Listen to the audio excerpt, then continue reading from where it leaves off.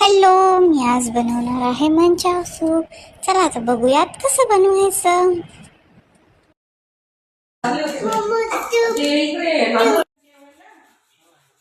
पहिले गॅस चालू करायचा, मग त्याच्यावरती तूप ठेवायचा, मग लायटर लावायचं. Add some water. जेवढं तुम्हाला सूप बनवायचं तेवढं पाणी ॲड करा.